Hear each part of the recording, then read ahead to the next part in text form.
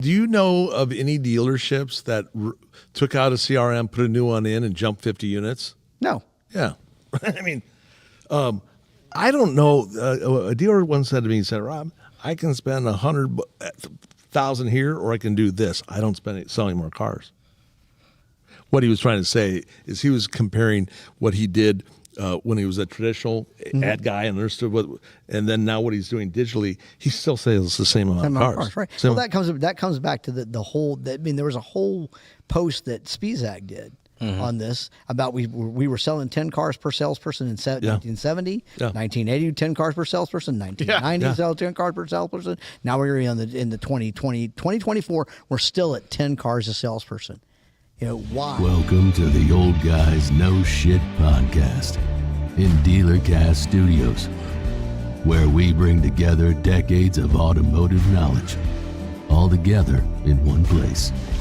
Here's your host, Old Guys Who Know Shit. Hey, what's going on, Dealercast Nation? I am Jason Harris. and I'm Rob Mudd. And I'm Larry Bruce. And this is the Old Guys That Know Some Shit. No, shit. We know shit. Some shit. Podcast. Shit. Just keep saying it. I think it's because we just like saying the word shit. Scheichen. That shit in German or something. Old guys that know for shizzle. For shizzle. Shizzle vizzle. That'll be another t-shirt we'll come out with. Oh, If God. you want the alternative version. Here's the alternative version. We know for shizzle. How you guys doing? What's going on? Pretty good. Yeah, I'm good. I heard it's like 72 in Houston right now. Yeah, it's nice. That's messed up. Yeah, I'm good with it, though. I'm jealous. I'm sorry about the Georgia Bulldogs. I don't want to talk about that. That's why I said I'm sorry. We will not be Gee, talking. you know how to like stick it to him, don't you? Well, I mean, I know how to shut them up, obviously. Just talking about Georgia Bulldogs. Just all of a sudden his face just. Well, hey, everyone out there watching, listening, we really appreciate you taking the time to join us today. We got a great subject. It is CRM. Good God, y'all. What's it good for? Absolute nothing. Say it again. Bring it on down now. Okay, that was a horrible impression. But we only practiced it once. One time. One take. was it. One take, baby. That's it. One take. One take. Good God, y'all. Almighty. No, but seriously though, it's like, look, I love when good intentions are there, and I don't think there was ever a bad intention with the CRM. I don't think anybody just said, hey, Mr. Salesperson, I'm talking to you over there. Why don't I just give you something that's going to exponentially increase the amount of crap that you have to do on a daily basis? Like, I don't think the intention was necessarily to do that. I think it was good the intention intention. was to replace the 8x8. 8x card. Well, it was 8x there, cards. and then it grew. Then scope creep came in, right? Scope grew, and now it was, hey, what did they come in off of? What advertising did they come in off of? And then it grew. Then it grew even further into, well, let's turn it into a desking program, and then it grew even further. Okay, let's make sure it bidirectionally integrates with the CR with the DMS and push that. I mean, it grew into more of a operational application than it was. It right now, most CRMs are more operational application than they are CRM. I'm with you, but I feel like they've spent more time adding these new features, yet actually not modifying the core feature of the entire bloody Well, product. yeah, just solving the problem. Yes. Yeah, and they want to be sticky. They want to control everything, and so that's what the ads are on. I'm assuming. Right? Yeah, I mean, it Or you does, won't get rid of them. Taking out, if you can't now, it's kind of table stakes to push into the DMS and table stakes to have a desking program in the CRM. Even though the desking programs don't solve or really make desking any easier or any better or it's not helping gross profit or doing anything else to help the sales manager or the desk manager know any more about how to desk a deal than he would from a CDK or from your rental system. I just use a plain piece of paper, like Ziegler taught us. Well, yeah, but you got to calculate the payment. Yeah, you got to calculate the payment in there, and then so at the end of the day, they don't. They added these things, whether or not it was intentionally to be sticky, but it became sticky. Well, and they keep adding more and more to it. I mean, look, like I said, guys, we've gone from Rolodex to now AI-driven systems. Well, but are they AI driven? I mean, I have The not plugins, the little, when you start talking about language sediment analysis, and you start talking about like actually feeding up like real language or better language that actually sounds more like a human than a computer. That's AI supported. Yeah, that's what I'm saying. AI. Oh, I said driven, but maybe the keyword should have been supported. AI supported. I mean, and you're I think pretty that's, in the pig. I think the objective is to go more AI driven. Right, but but to your point, right now it is more AI supported. Yeah, The objective is to be able to push a button and it does everything and you make money. But is it though? Is it? Yeah. Or here's what I feel like the objective of a CRM should be, is to tell me where I should be spending my time to be the most efficient at my job. Yep. Right? Like I want to know where, like, who and where do I need to be spending my time to be more efficient? And I think, the more proactive solutions out there are heading in that direction. Do you ever think that technology gets too microscopic? In like what sense? That you can drill all the way down to how much air you're breathing? I mean, that the answer is in another drill down. Well, yeah, I mean, we saw that with DealerSocket, right? I mean, DealerSocket like literally analyzed, if you scratched your nose or picked your nose during a conversation, how that affected the actual outcome of it. Assuming that you input the data. If you Correct. inputted the data. I mean, they had a field for it. That doesn't necessarily mean it got inputted. Did you pick your nose during this deal? I want to know. Yeah.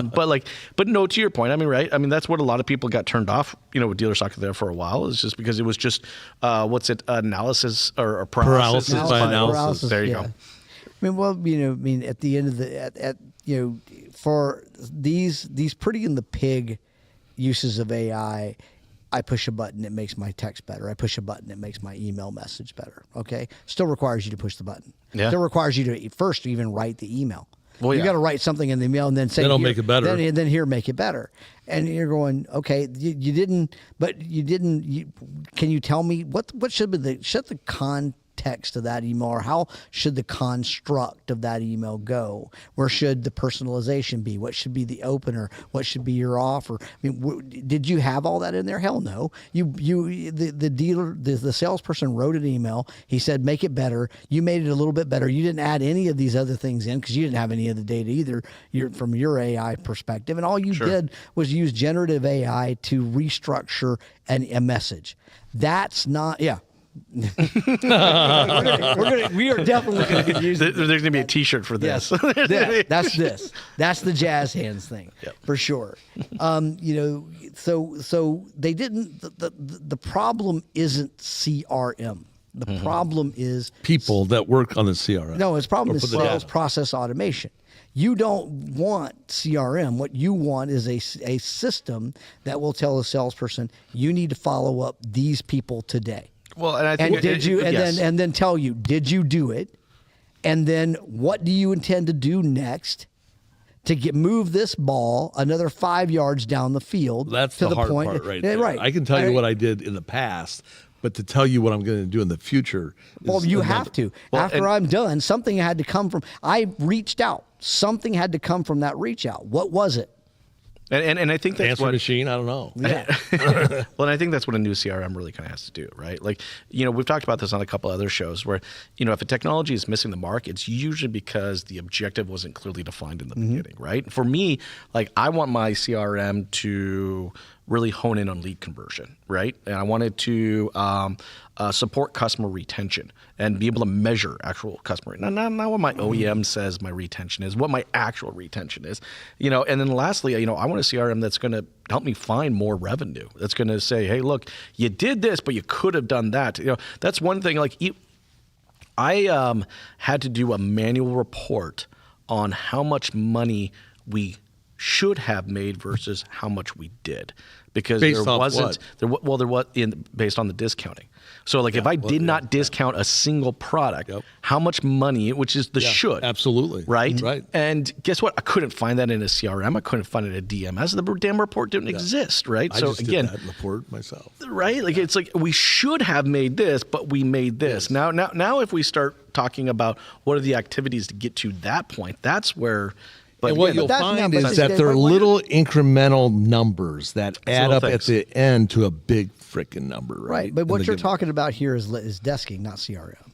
well, is it though? Because I'm managing the revenue off I'm looking at revenue from a specific customer, not necessarily Right. holistic. And am I maximizing my revenue opportunities with that individual? Well, if you're gonna talk about revenue opportunities, I mean, there's the car sale, there's F&I, Yeah. there's The trade. the Accessories. There's post sale, no sale. Sure. Right. Yeah, that's if I didn't sell them a warranty, can I sell them a warranty later? Can I if I'm in the space of insurance to like automobile insurance, which many dealers are, can I sell that other model? That's another one. Can I sell Yeah. that automobile insurance? And then there's service retention. Can I keep this customer in service, or is there a way to get this customer to come in for service if they're not naturally going close enough to really be? There's somebody between me and him. Me Yeah. and that person, right? That's one way of increasing revenue, and that's looking for revenue opportunities within the transaction itself.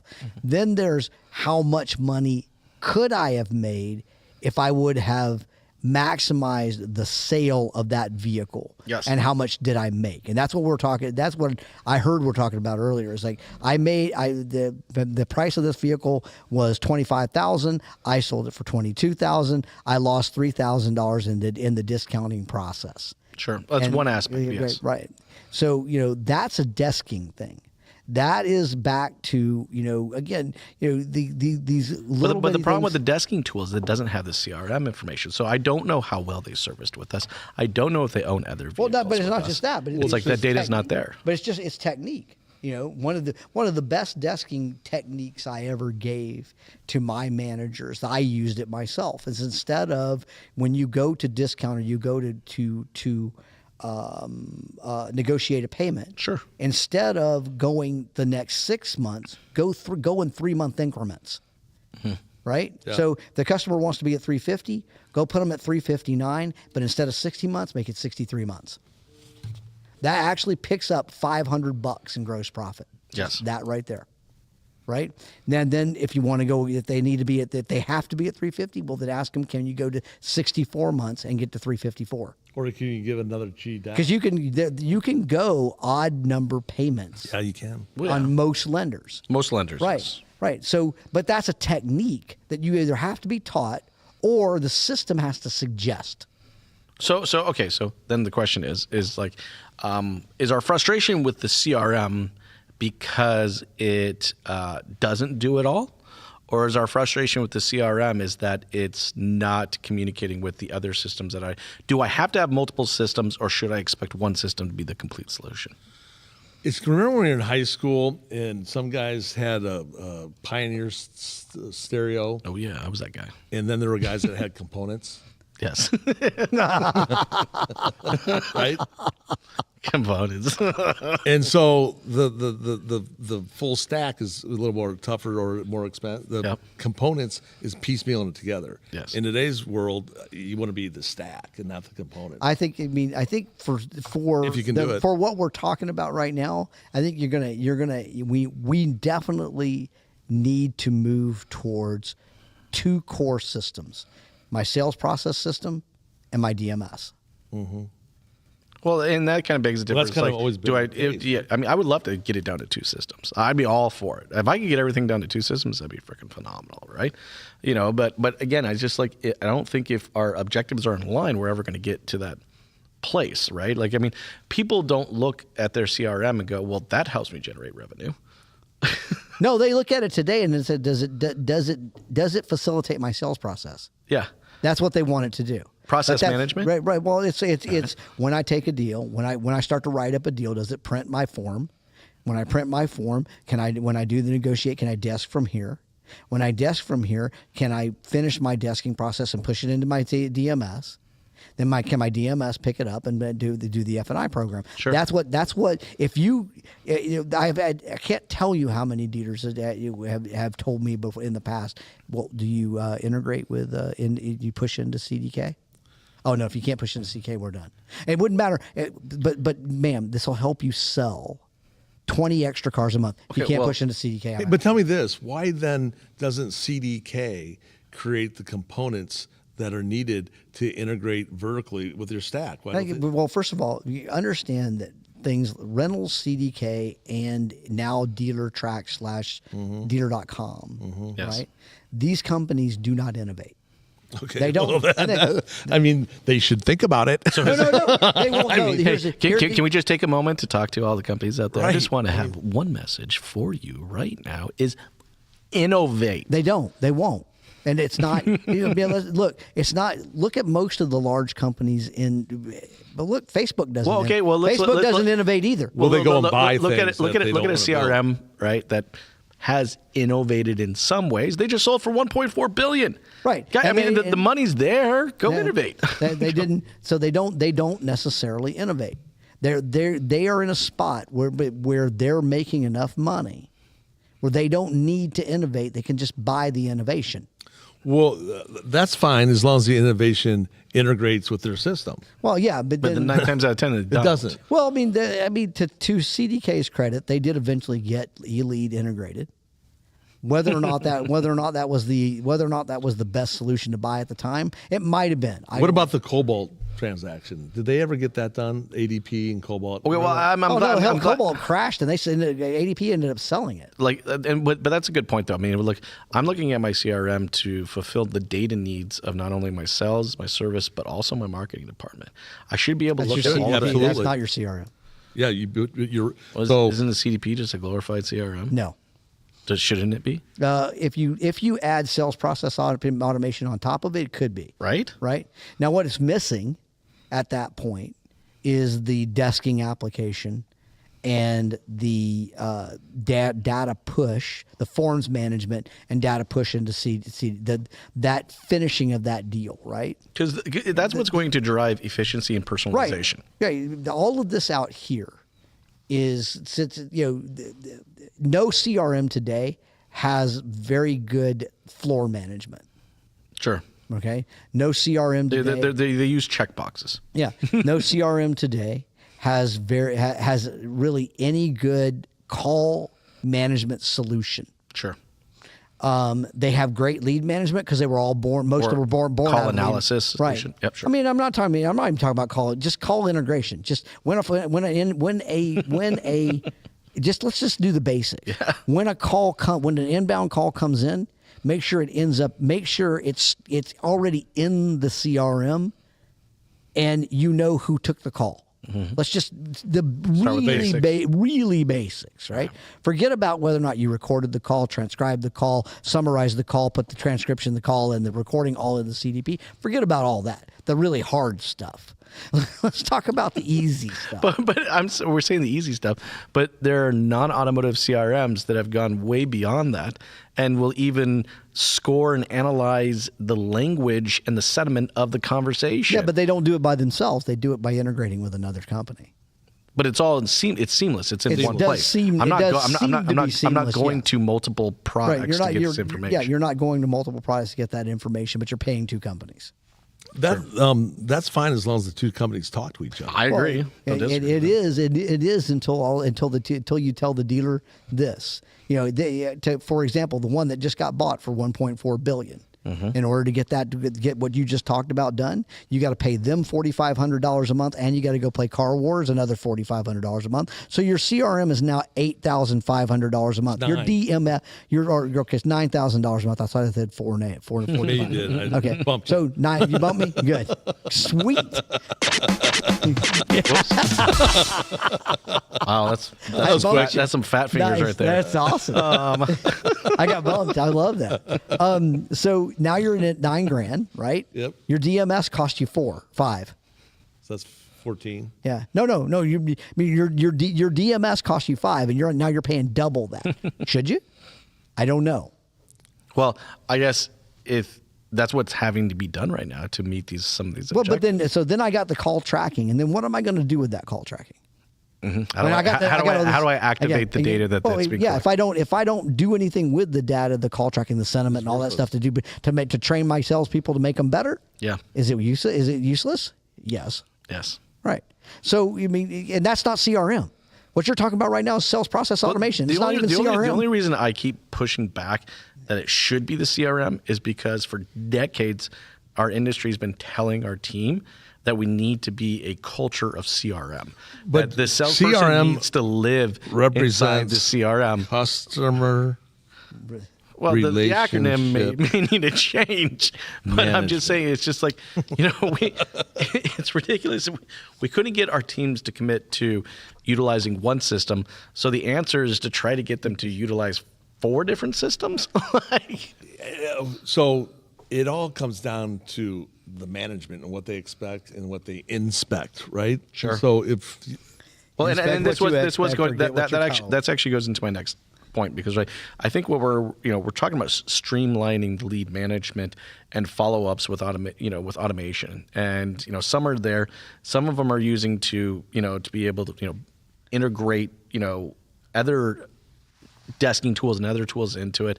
I don't know. It's just like is this leading to something that's more efficient or just inefficient because we're having so many. Well, to me it's inefficient because if I go into So the current model right now is inefficient. That's what we're saying. Right. Yeah. Well, the current model is not only inefficient, outdated, antiquated. It's horrible. Okay. Okay. Let's just be done. I mean, even the most recent CRMs, Vin Solutions, the not really, I guess, the second most recent CRM, Vin Sure. Solutions. Have you ever gone in there and tried to set up their quote unquote workflow? yes, it's very For difficult to do. God's sakes. It's ridiculous. I mean, why do I need all these workflows, and who the hell's going to follow them? Yep.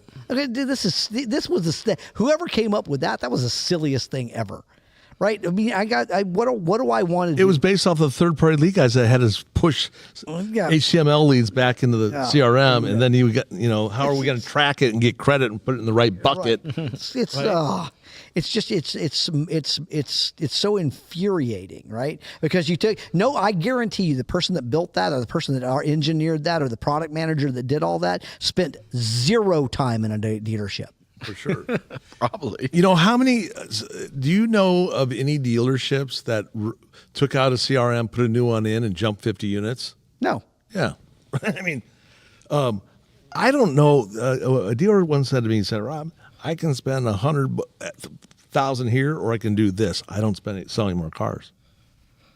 What he was trying to say is he was comparing what he did when he was a traditional ad guy and understood and then now what he's doing digitally, he still sells the same amount of cars. Right. Same- Well, that comes back to the whole. I mean, there was a whole post that Spizak did on this about we were selling 10 cars per salesperson in 1970, 1980 10 cars per salesperson, 1990 sell 10 cars per salesperson. Now we're in the 2024. We're still at 10 cars a salesperson. Why? I mean, here is the reality. Okay, if you are a 150 car store and you want to follow up on every person that you need for repeat and resell business, and you want to follow up on every current lead, and you want to take advantage of and follow up on every current call, and you want to follow up on every one of your every floor up and every basically you want to follow up on everything you're supposed to do as a salesperson, right? And you have, it doesn't matter how many salespeople you have. This is what you want It's to have. impossible. And you want to sell cars, right? Yes. And you want to do all these things. You're going to have roughly 60,000 conversations a month. 60,000 conversations Divided by a month. 10. Right. Divide that by your salespeople. Comes out to about 5,600 conversations a day. The very best guys can have very best BDC people who are dedicated to doing nothing but following up can have 60 conversations a day, meaning you need 94 BDC people. Yeah, it's insane. It's just not. And a payroll of about 7 million. You hook it up? No, No, of course you're not. No. Right? So it's a matter of capacity. Well, and it's also a matter of perfection, right? Nothing's perfect. And when you chase perfection all the time, we qualify this. We should strive for excellence.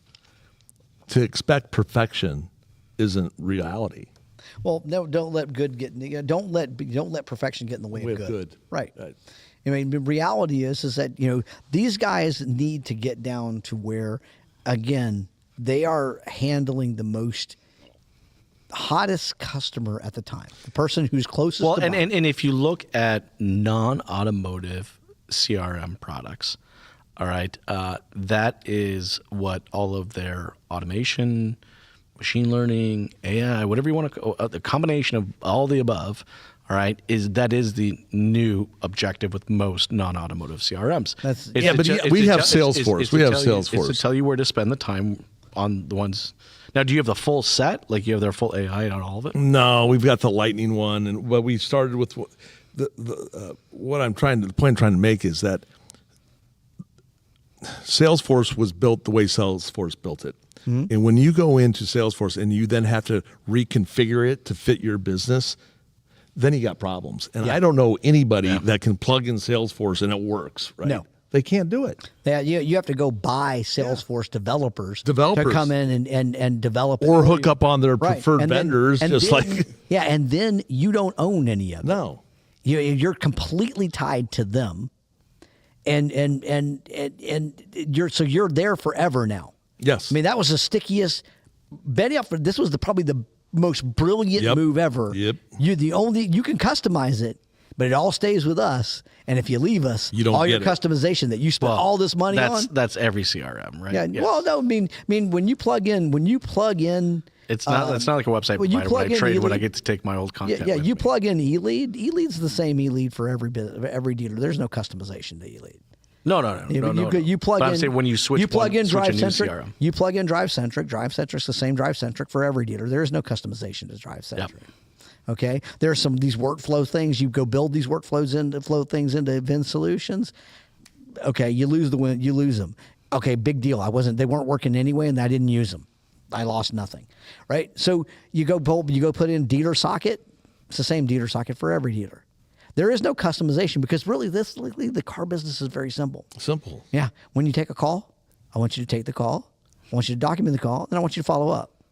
Yes. But then they've made the CRM difficult because of the people, whoever owns them, started layering on things that it isn't as simple as what you just said. Right. Well, no, it is. I need to go out and record a video for them. Then I need to get that video approved by my manager, and I got to send that out to them.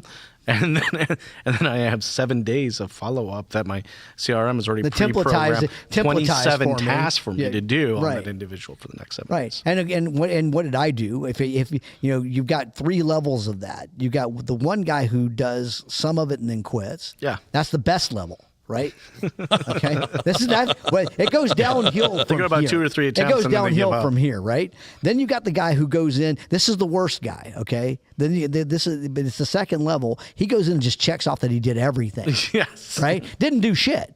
Didn't do any of it. But he checked off that he did it all. And then you got the guy who just says, "Fuck it. I'm not even going to check anything. I'm not even going to bother to do anything." You want to know why? Because my sales manager's not going to look at any of this anyway. So I don't care. So that brings me back to the guy selling 50 Fords a month with his gal that helped him do it. That was a profession for him. Yeah. Right. The guys you're talking about just described, that's not a profession. That's a job. That's a job, right? But for 90%, that's actually a really good point. All right, given the same tools everybody has, all right, those that choose to make this a career, right? And I was the same. I mean, I was consistently a 35 to 45 car a month person, and and I spent I didn't stop talking from the moment I showed up to the moment I left, right? Like, and if there wasn't someone to talk to, shut the fuck up. I was looking for someone to talk to. You know what I mean? Like, I was just like, if somebody wasn't there in front of me talking, I was on the phone talking to someone. If I wasn't on the phone, then I was replying back to an email. Like, it was just, you showed up to just maximize the entire day and make a real And the career funny out part of it. about all this is back to more conversations equals more sales. Right. Well, that's right. That is the activity that you want. Core. It's the core of everything, right? It's so crazy. So if I want to maximize, because this goes to my last question for you guys, is if I want to maximize the ROI on a solution like that, then that needs to be the North Star of that solution is, put me into more conversations. The more conversations I have is the more deals I get, right? But how do you determine ROI too? That's another podcast because I agree with it, right? From on the CRM side, I would tell you right now, I would 100% today say that you determine ROI on what's the lift per salesperson. Can I get from 10 to 12. Yep. Yeah, how many From more 12, meaningful how many conversations? more, how can many help you get more into? sales can a salesperson make with my CRM? In other words, how much other low-level conversations is it automating, or is the AI taking care of, to where my salespeople are having the best conversations with the best people, thereby selling more vehicles, freeing them up from this other stuff. Yeah. That's the only litmus test that Yeah. you could be looking at. We do see some solutions out there. There are, a handful of products that are heading that direction. You have Stella, you have Brook, you have Numa, you have Matador. Like Stella and Numa are focused on the service department, because there's a lot less. Again, it's the same thing. The more conversation. Well, Numa's filling a hole and it's a hole that needed to be filled, right? Sure. I mean, where you're missing calls to your service department. That's a bad experience. Number one. I think they filled it wrong, but that's just my opinion. Well, you got other companies like Active Engage that are doing it. They're using people rather than tech. You have like there's a lot. See, here's the funny thing: is the CRM kind of chose to not do this, so then it created a whole other industry that I call CRM superchargers. Because that's really what they're designed to do. They layer themselves on top of the CRM to supercharge some level of activity. Right? Yeah. Well, I mean, Active Engage comes in. They've got the digital up. Yeah. And they're trying to turn the digital up into a conversation, but they stopped there. And Ted. I've had this conversation with Ted. Mm-hmm. You needed to go one extra step further. Well, to see if they show up. I get Yes. it. Yeah. I get it. But that always kind of comes down to, it's like, at what point do you just end up taking over the dealership and you just say, "I'll sell the freaking car for you"? Well, I mean, but you turned into a lead generation system. You had the digital up, and the digital up's supposed to take it to the take it to. Yeah, but I also believe that people do the very least to get paid. Well, if their pay structure is what I mean by that is that way. The digital folks, in order to convert, you got to get down to the floor. And if you don't know that they're on the floor, how can you help a guy sell cars? Right. I mean, that's, to me, is just blows my mind that you don't know. If an agency doesn't know how many people are walking through the door, how can they help you sell more cars? Well, yeah, but that's back to, we almost made it, right? COVID came along and almost got us to the point where we would do this all online, and the digital guys would win at that point. That never materialized. No. And it was never gonna materialize. But they thought they needed something else to sell. No, they thought they were there. I mean, you had the digital retail guys. They all thought we were there. How did that work for Carvana? Maybe I shouldn't even bring that up. Well, I don't think that's what did them in. No, it definitely wasn't what did them in. No, far from it. Actually, now that is another podcast. Oh man, for another time. Yes, that definitely needs to happen. But we're gonna wait a little bit to see the dust kind of settle, so we can really get into it. Because I think right now, if we jumped into that topic, it's a little early. It's something that can be speculation. But that I don't know. I think that report. But anybody's got 44% of their units are underwater. Yeah. Yes. I'm pretty sure that report was fairly thorough. Yeah, but I want to get a little more thorough than the Garcias we're looking for. Yeah, well, that's probably true. That's probably true. Yeah. Well, here, there's never a dull moment in the automotive industry. Let's just say that, right? Like, and this is one of the fun things about doing this podcast with you guys, is that there's never a lack of something for us to talk about. No. This industry will do an amazing job to just continue to give us crap to talk about. Yeah. The bottom line is CRM's dead. Yeah. CRM is dead. These in its current model, it's dead. And these legacy systems, all of them. I'm not even going to name them. They know who they are.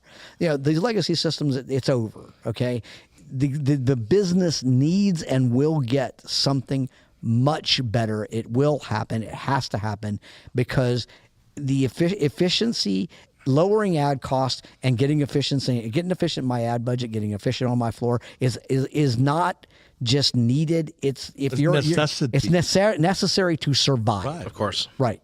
It's going to happen. Well, if dealers are 33% less profitable, right, they got to do you got to do something. Well, and you do, and you need to be looking at all aspects of your operation. But a prettier system. There's no. I know. A prettier system to do a prettier system to do the same crap just got bought for $1.4 billion. It's. We'll see what that does to the industry. I mean, what do you say to that? You basically stifled that. You killed that, and you killed the innovation there. There will be no innovation out of that because of the money that they've received. But yeah, okay, well, they'll go try to buy it. nuts. They'll now go try to buy it like everybody else does. Yeah. So in that article about dealerships down 30% in profitability, that means that they were raising the MSRP 33% to get back above. Well, I think in industry it was almost something along that lines. Yeah, they basically it's the jewelry thing. Yeah. I'm going to give you 50% off. I'm going to raise it 50% and give you 50% And that's back. where you started when you started with your all the way up here, right? Yeah, right. Exactly. I'm just giving you back your money. Yeah. Unfortunately for the dealers, though, they added layers of expense. That's always been happening because somebody somewhere convinced the dealer that a salesperson couldn't have a conversation on a phone, couldn't have a conversation through email, couldn't have a conversation through text. And I'll just say it again. Bottom line is, if you can't converse through email, phone, or text, you need to go find something else to do. Well, you're right. You're right. And you're not a salesperson. You're not a person. I mean, how would you know that can't talk on the phone It's or text? silly. It's silly for a dealer to say my salespeople can't converse over email, phone, or text. They can only sell cars. Then why did you hire somebody? them? Said, well, yeah, what? Well, that goes to like the old one of like, my customers know more about the cars than my salespeople do. Right, that's bullshit. What? Why? Like, how could you allow that to happen? It's a training. Again, another good because podcast. Grant Cardone told everybody they did. Yeah, exactly. Hey, guys, I know we're towards the tail end of our time. This has been a fun conversation for everybody out there watching and listening. We hope you enjoyed the conversation. We'd love to get your thoughts and opinions as well. Please share those down below. We thoroughly enjoy reading those. Guys, this has been a lot of fun. If you like this content and you want to see more of this content, hey, Larry, where can they see more? They can see more at thedealercast.com. TheDealerCast.com. That's the first time you spelled that out. I know. I kind of like it. I mean, is the V part the or the? Yeah. The Ohio Dealercast. State? Oh, shut up. No one's going to hear from Larry for the next couple of weeks. Hey, for everybody out there watching and listening, we really appreciate you taking the time to do so. One of the biggest compliments you can give us as content creators is to share the show. All right? If there's anybody out there watching and listening right now that you feel like they need to be a part of the conversation, share the show. It means so much. Hey, I got an idea too. Yes. Why don't we have people who want to be guests on the show Okay. fill out a form, and we can then bring them in, teleprompt them in, and they can be a guest. As long as that information goes into our CRM. Right. Well, Larry's in charge of that. Larry's already in charge of that. 100%. As long as you got to make it into our CDP. Got to make it in baby. our CRM. Yeah, if you want to be a guest, just say you want to be a guest. Put it in the description. Send in the note. Yep. And we'll call you up. Yeah. Yes, we'll put you in our CRM. We'll Guys, get your data. I'm gonna write it down. Guys, this has been a blast. Really appreciate the both of you and everyone out there watching, listening. We appreciate you. Y'all have an amazing day. Take care. Bye-bye. Thanks for tuning in to the Old Guys Know Shit podcast with your host, Old Guys Who Know Shit. Remember to like, comment, and subscribe. Happy podcasting.